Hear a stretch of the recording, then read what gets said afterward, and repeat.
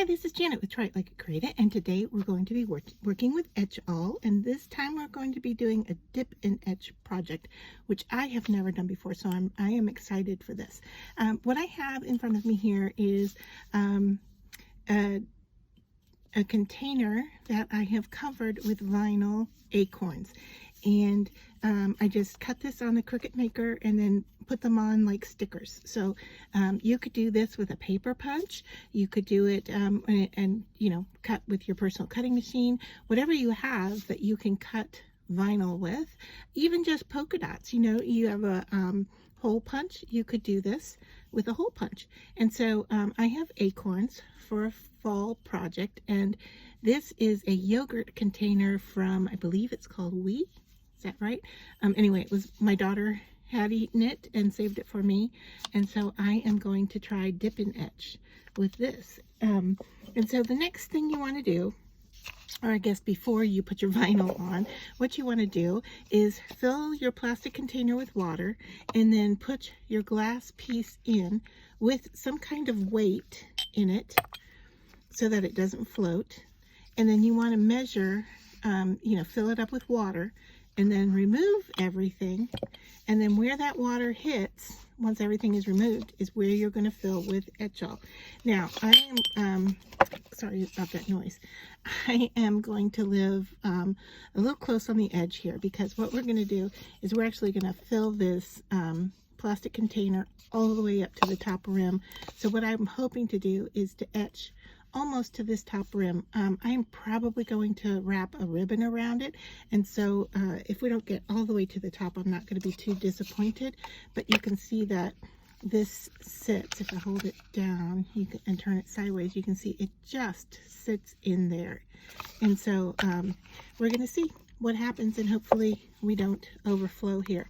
So the other nice thing about doing this was that when I put it in with water and then took the piece out, it filled right up to this line. So I know that's where we need to use our dip and etch liquid. So I'm going to open up my jar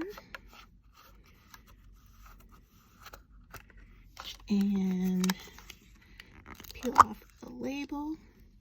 And just to show you what's in here, it is very liquidy. Okay, so that's what it looks like.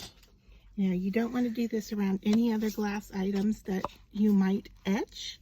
And so what I'm going to do is, just to play it safe, I'm going to put it inside another jar. Now, I know that, I'm going to try to balance this here. Now, I know that this is going to be kind of out of camera. Maybe, let me see if I can lift you up just a little bit so you can kind of see what I'm doing here. All right, but I am working on a glass mat that has a protector sheet over it, but if it soaks, my glass mat is going to get etched. So I just want to be double safe. And actually, let me think about this. I might put another surface down here. Let me grab some plastic.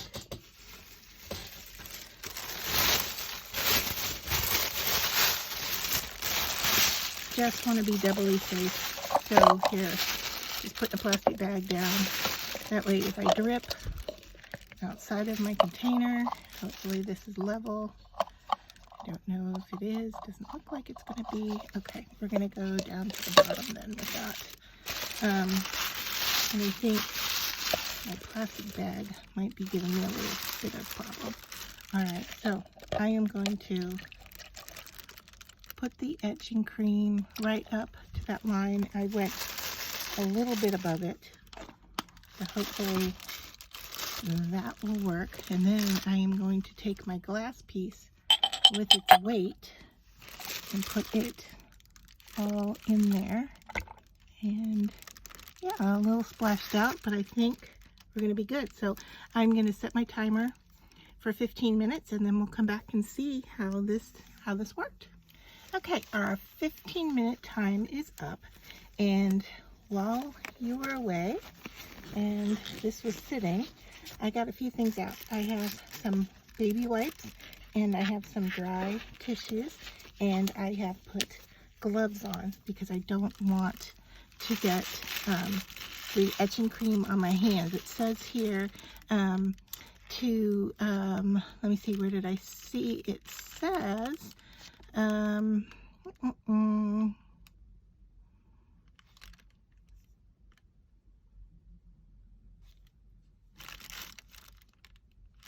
precautions, avoid skin contact and ingestion. So I put gloves on. All right, so I'm going to open my jar back up. And remember, I'm on plastic. I'm in a plastic bowl, another plastic bowl, and then my glass piece. So I am more than doubly protected here, and I have my hands covered as well. So I'm going to take the weight out, and it looks like my etched piece is coming with it. All right, so I'm going to set the weight aside, and then my etched piece, which seems to be etched and liquidy, I am going to set onto my plastic, and then I'm going to pick up the etching cream container, and it is dribbling a little bit, so I'm going to put that in the container, and then I have a little overflow here, and I'm going to try to get that back into the container here without knocking you guys. Let me see how I can do this. Try not to get it everywhere. All right, now I'm going to set both of these aside to clean those up later. I'm going to put my lid onto my etching cream and set this aside. I can see I have a little spill here. So I'm going to be careful of that. And I'm going to go in with a wet baby wipe first and wipe up from my plastic. And I am going to then pick up my glass and wipe this off with the wet baby wipe as well. Now it says to take it to the sink and clean it. This is a small project, and I am just going to use baby wipes instead. I will take it to the sink when it's all finished and give it a clean up, and then I'm going to go in with some dry towels and dry this off and give it a peek and see how we did.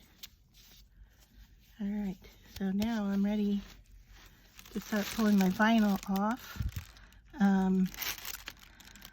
Let me think about how I want to do this, because with gloves on, I guess that'll work.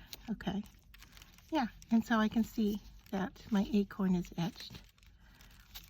All right, so using the baby wipe does kind of get these guys to start lifting, and if they stick to my glove, I'm not terribly concerned.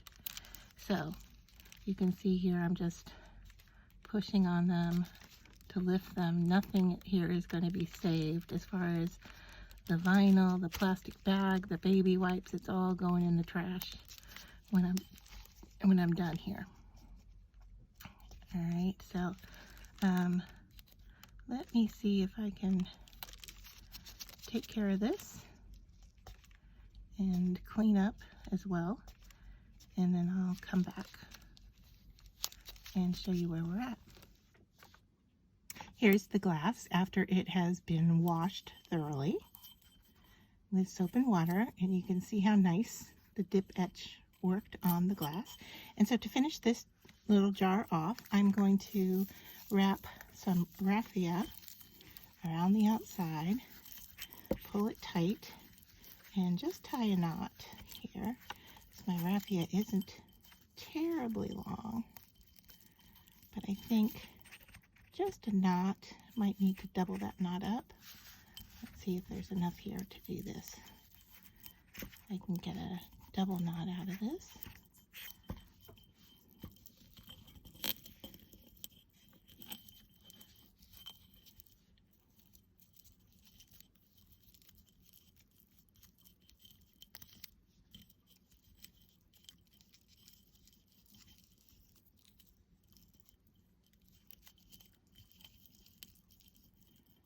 We're close.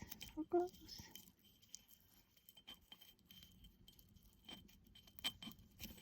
Alright, it's not the best knot, but gives us a nice little scrunch in the front there. And then I'm going to cut off these little strands extra. All right, and then all we need to do is put a tea light in, and you can see what that looks like. Let me turn my lights off here, and we'll get a better look at what it looks like from the side. There we are.